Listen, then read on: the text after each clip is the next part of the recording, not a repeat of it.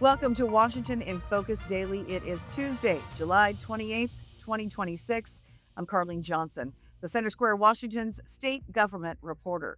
And in today's episode, mounting pressure on Seattle Mayor Katie Wilson and her police chief in the wake of Sunday's shooting at the Bite of Seattle that left 3 dead and 5 others injured. Media outlets are still pushing to know why it took 5 hours from the time of the shooting to have that initial press conference. Were they, in fact, just waiting on Governor Bob Ferguson and Congresswoman Pramila Jayapal to announce so they had a photo op of standing there? Lots of questions from reporters on that. And it turns out that the city of Seattle's police chief doesn't live here full time anyway. He's got a rental apartment in the city, but his family and he is back in Chicago. And he flies back there apparently on weekends. And that was not the reason he wasn't in town this weekend. He was attending a training in Dallas, but lots of questions. And he had a not so flattering response to a reporter pressing him about that yesterday. And then it's primary election 1 week from today. So far, a slow trickle of ballots coming in. I spoke to King County Elections. We'll have an update on that, as well as their response to my questions about ensuring that non citizens aren't voting in Washington elections. And then finally, the Building Industry Association of Washington is hoping that Washington residents are going to make their voices heard as the State Building Code Council adopts new residential energy codes. From BIAW's perspective, there are one or two okay with changes they can live with, and then some really, really bad ones that they're hoping people will take some time to let the Building Code Council know how they feel about that. So, a conversation coming up with Greg Lane, Vice President of BIAW. All right, let's dive into today's episode. We're going to start with the latest fallout after Sunday night's shooting at the Bite of Seattle that left 3 dead and 5 others hurt, including a 2-year-old. Now, thankfully, that child, along with the others who were injured and survived, have all been released from the hospital. The 2-year-old was the latest to be and last to be released. So that's some good news. We have a 15-year-old suspect in custody at the Clark Children and Family Justice Center for investigation.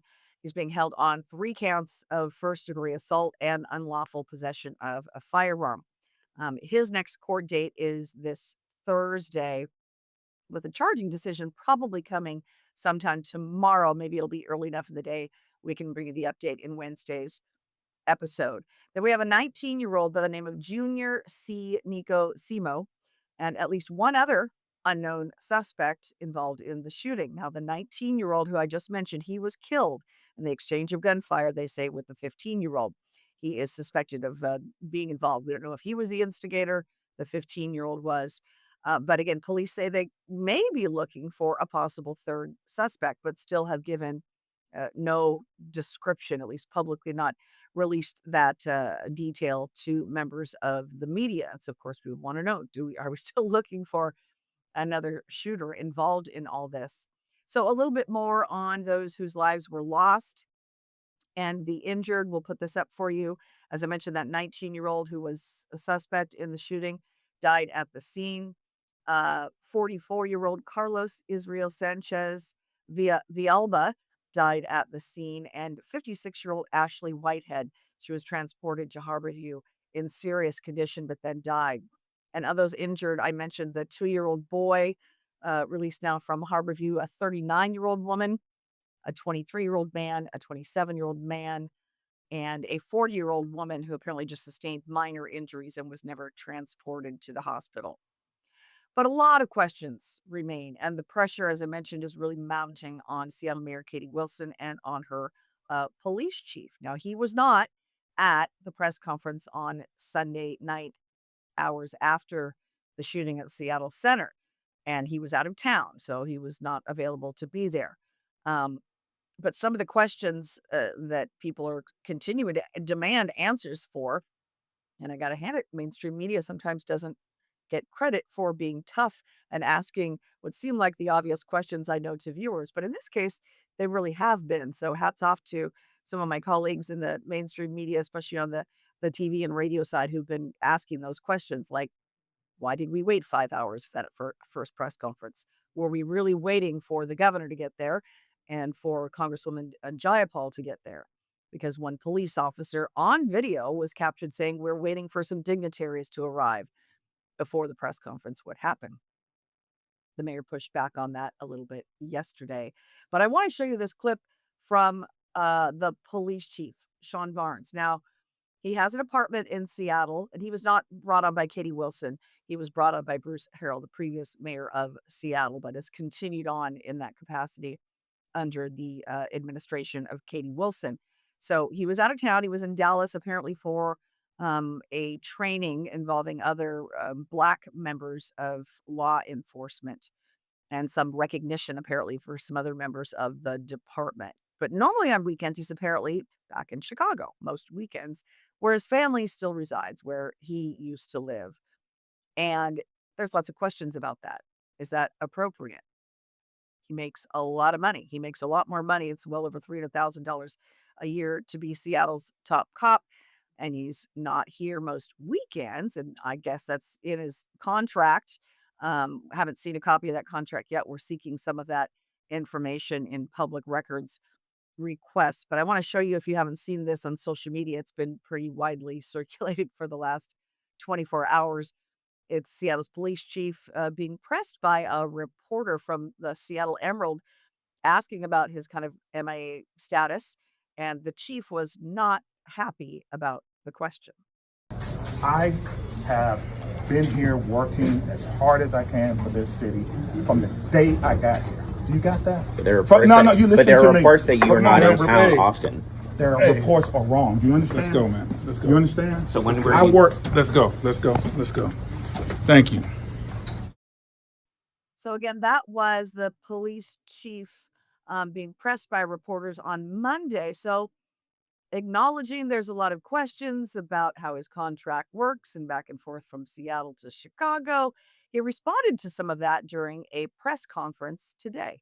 Part of being a leader is being here, being visible, and being present. You know, part of being a leader in a major city is that sometimes I have obligations, and I wanted to be at the conference to support one of our community members who was getting an award, and one of our community service officers that was also getting an award from the National Organization of Black Law Enforcement Executives. Thank you. How often do you travel to Chicago? Your wife and kids still live there. I'd like to know how often on weekends you travel there and who's paying for that. Certainly, I don't travel as often as I would like to. I think any reports that I'm gone every weekend are grossly misstated. I don't have that kind of money.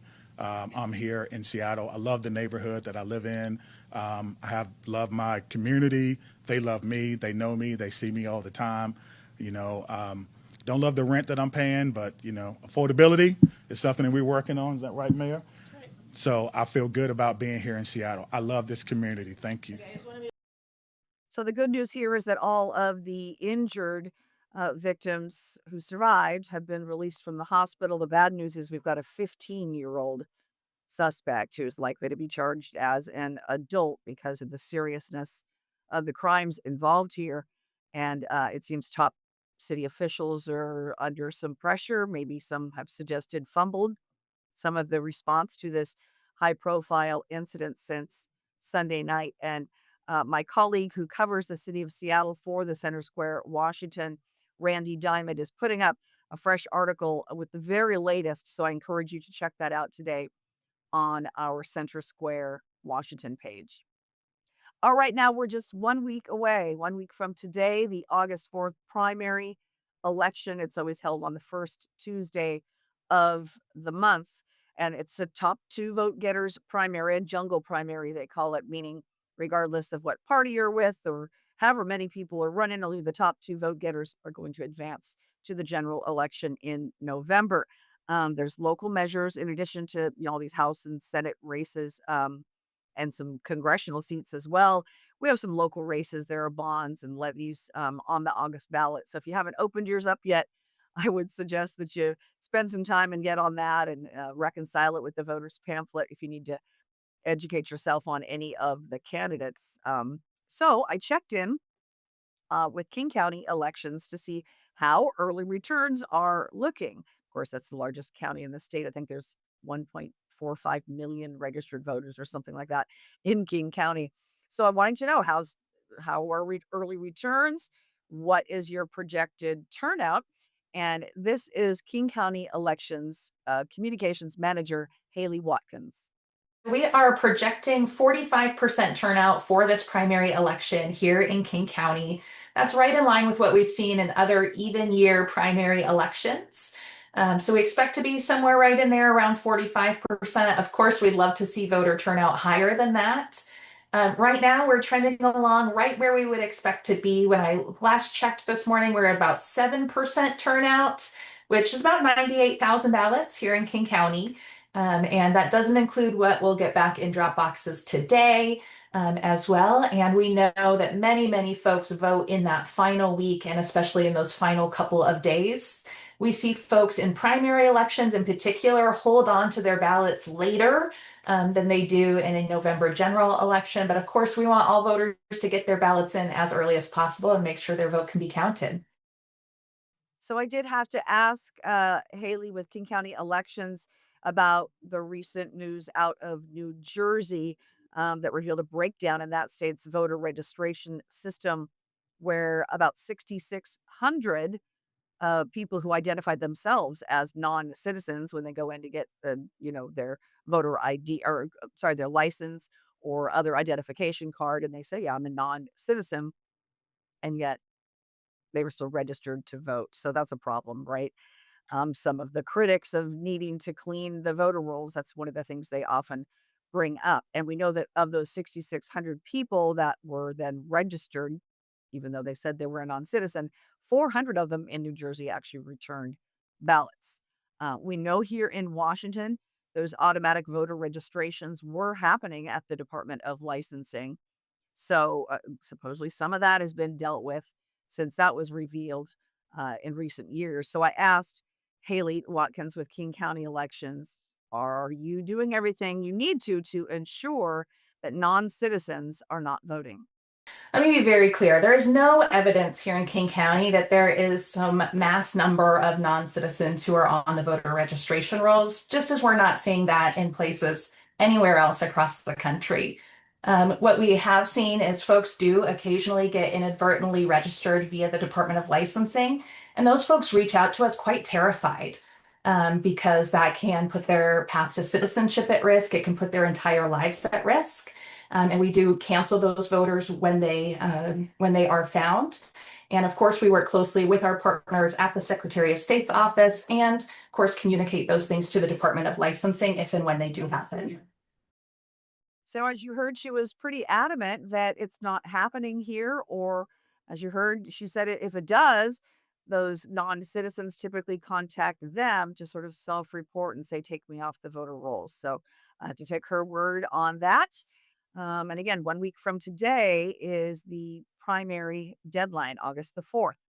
And now, if you're bored, we're never bored anymore, but right, if you're bored, you can check out the Secretary of State's ballot return statistics page. It's actually pretty interesting because you can see which age blocks of voters have already gotten their ballots back in, which counties have a high return rate. So I checked it this morning and it said the 65 and older voting block has the highest return for registered voters so far. As of Monday, it was nearly 20% of them in that block of registered voters that already had their ballots returned. It also shows more than 3,100 challenged ballots. So if you haven't signed up for the vote ballot tracker, I would encourage you to do that because then they can contact you. They'll just send you a text message on your phone that says, "Hey, we've got some kind of an issue with your ballot." Usually, it's the signature doesn't match what they have on file, that kind of a thing, and you can get that remedied so that your vote ends up being counted. So I recommend, signing up for that ballot tracker. It takes about 20 seconds to do it. And you can do that from the Secretary of State's page. Vote.wa.gov takes you to a link to that and to other links. Okay, finally today, the State Building Code Council is accepting public comments on their proposed changes for the 2024 Energy Code. Now, Building Industry Association of Washington is hoping that people who want to protect energy choice, things like natural gas, and want to keep housing costs down, will tell SBCC what they think, what they want, what kind of choices they think are necessary, balancing all that against, some of the environmental motivations from the State Building Code Council. So, what exactly is the SBCC? Who are these people that are making such big decisions and have so much power? A little explanation here from Greg Lane, who is the vice president for the Building Industry Association of Washington. Because I don't think people really know that the Building Code Council exists or what it, what its authority is, and it's really important because they have an amazing impact, a huge impact on the cost of housing. And the Building Code Council is an appointed body. It's so they're not elected officials that serve on the council. And originally, the Building Code Council was set up for a great reason. That is to come up with standards for construction around health and safety of construction, which we fully support. I mean, we need to have a uniform set of standards that make sure that people are building homes and commercial buildings that are going to be safe for people to live in them, right? I mean, that's fundamental. The problem is over the last 10 to 15 years, really under Governor Inslee, the Building Code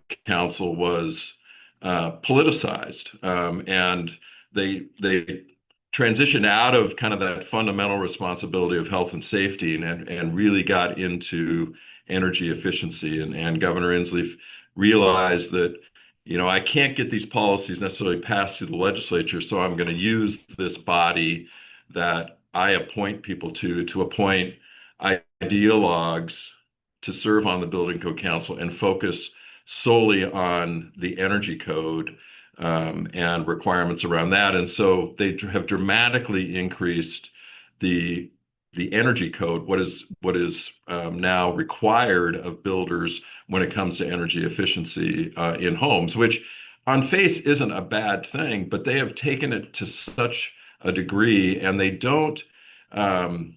never consider the cost associated with the changes that they implement. So even though they're required to do cost analysis based on those changes, they always just ignore them, and it's really not a consideration. And so over the since 2019, so over about the last 15, 16 years, they've added over $40,000 to the cost of every new home that is built in the state of Washington, just with the increases in the energy code changes alone. We now have some of the highest energy code requirements in the entire country, and every increase that they make adds thousands of dollars to the home, but it's just this incremental savings in terms of energy efficiency. And so for homeowners, they pay all this up front for those costs, and then they never see a return on those investments in terms of energy efficiency and energy savings in their energy bills.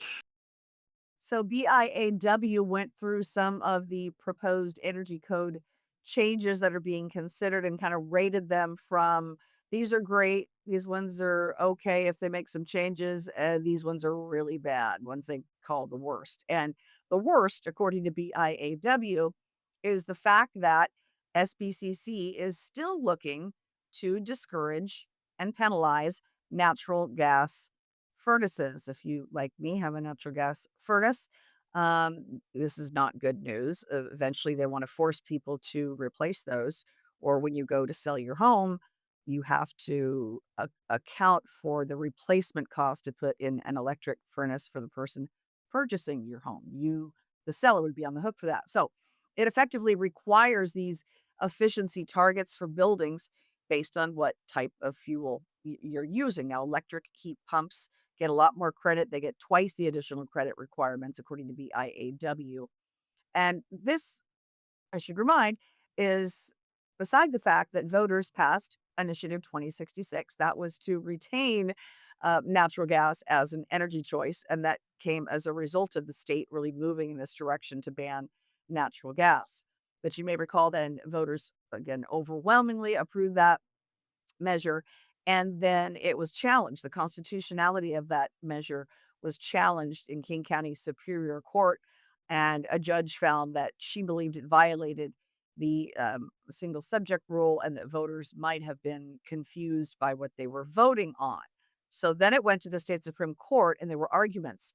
Now, that was at the beginning of this year. Now, we were hoping there would be a decision by now in the summer period for the state court when they issue their rulings, but that hasn't happened. So, likely going to be this fall before the ruling comes. So, from BIAW's perspective, since we still have this decision out there pending from the state Supreme Court, they don't think that SBCC should be moving ahead, amending the energy code to still effectively ban natural gas. So that's kind of their take on it anyway. Now, SBCC is holding a series of public hearings, and they're kind of getting those are kind of winding down, but you can also submit written comments about some of these proposed residential energy code changes at the website sbcc at des.wa.gov. Now, if that was too much to get, I'm putting up an article this afternoon on the Center Square Washington's page, and we'll have a link to where you can provide those written comments for the State Building Code Council. And again, with the deadline of August 7th, we've got just until a week from Friday when those comments will be accepted. So that's a wrap on today's episode of Washington in Focus Daily. Always appreciate you watching. Please like and subscribe to our podcast. That helps us out. Really appreciate you watching as always, and we'll see you again, I hope, on Wednesday.